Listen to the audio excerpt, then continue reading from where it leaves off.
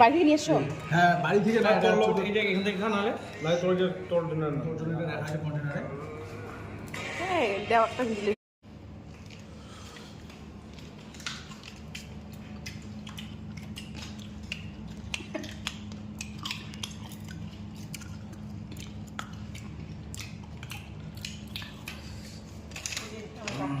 আমার বাটি আর লবণ ঢুকে যায় আমাদের ভিতরে।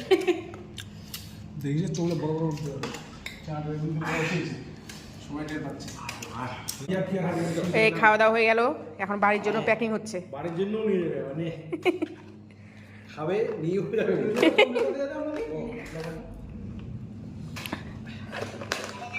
বাড়ির যদি কিছু হয় বলিস না আমার এই মুখে গেছে। তোর কে খাওয়াইছে? কোন